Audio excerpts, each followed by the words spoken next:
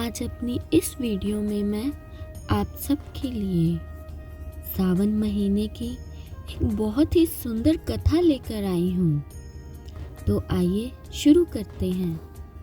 एक समय की बात है, किसी गांव में एक बूढ़ी अम्मा अपनी बेटे के साथ रहती थी। माँ बेटे मेहनत करके अपना गुजारा करते थे। एक दिन बुढ़ी माई के मन में विचार आया कि उसका पुत्र अब विवाह योग्य हो चुका है, उसे अब बिना विलंब किए एक योग्य बहू ले आनी चाहिए। कुछ समय बाद बुढ़ी अम्मा ने अपने पुत्र का विवाह एक योग्य कन्या से कर दिया।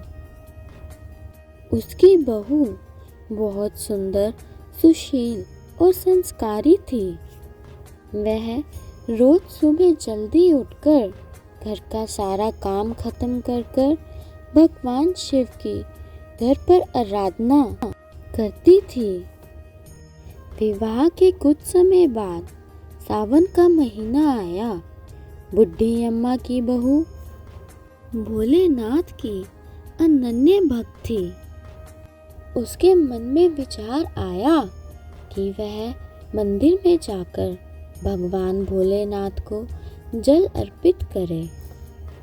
और वह अपनी सास से बोली, माता जी, सावन का महीना शुरू हो चुका है। मैं शिव मंदिर जाकर पाठ पूजा करना चाहती हूँ। लेकिन बुढ़ी अम्मा ने उसे मना कर दिया और कहा, घर में ही पूजा कर लो, मंदिर जाने से समय बर्बाद होगा। इतने समय में तो घर का सारा काम हो जाएगा। अब बहू उदास हो गई और चुपचाप घर के कार्य करने लगी। अगले दिन बहू कुएं से जल लाने जा रही थी। रास्ते में उसने देखा दो लड़कियां पूजा की थाली लिए मंदिर की ओर जा रही थी। उसने उन्हें रोका और पूछा, अरे तुम सब कहाँ जा रही हो? लड़कियां बोली, हम शिव जी की आराधना करने मंदिर जा रहे हैं।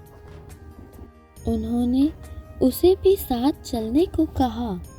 अब बहू ने उदास मन से कहा, मेरी सास ने मुझे मना किया है। तब लड़कियां बोली, आप रोज इसी समय पानी भरने आया करो और हमारे साथ मंदिर चला करो। यह सुनकर वह खुश हुई और रोज उनके साथ मंदिर जाने लगी, जहाँ वो रोज भक्ति भाव से पूजा करती और भोलेनाथ से कहती, मैंने अपनी सास से यह बात छुपाई है, इसके लिए आप मुझे क्षमा कर दीजिएगा। देखते ही देखते पूरा सावन का महीना बीत गया और उसने सोचा, पूरा महीना मैंने इन लड़कियों की ही पूजा सामग्री से पूजा की है। ऐसा सोचकर उसने अपनी सोने की नथ शिवलिंग पर अर्पित कर दी और पूजा करके घर आ गई। अब नथ ना होने के कारण वह सास से नजरें चुराकर इधर उधर घर में घूमने लगी। ऐसे ही दोपहर हो गई। तभी अचानक सास की नजर उसकी नाक पर गई। सास ने पूछा, बहू, तुम्हारी नथ कहाँ है? तो वह बोली, माँ जी, मुझे नहीं पता, शायद कहीं गिर गई होगी। सास बोली, अच्छा, तो तुम यह बताओ, आज तुम कहाँ कहाँ गई थी? बहू बोली, माँ जी, मैं उपले थापने गई थी। इस पर सास ने कहा, तो चलो वहीं चलकर देखते हैं। अब दोनों ने उपले तोड़ना शुरू किया। जैसे जैसे वह उपले तोड़ते वैसे वैसे उनमें नथ निकलती रहती।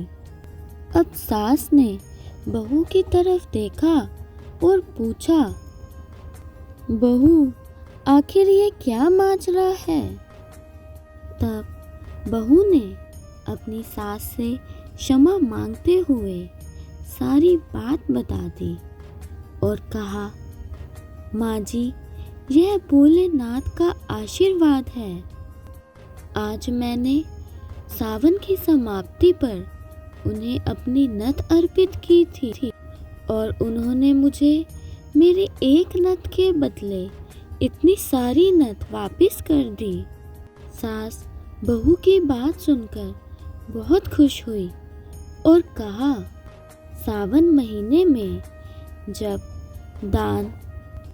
जप और स्नान का इतना महत्व है, तो अगले साल हम दोनों मिलकर सावन के महीने में शिवलिंग पर जल चढ़ाएंगे और पूजा पाठ करेंगे।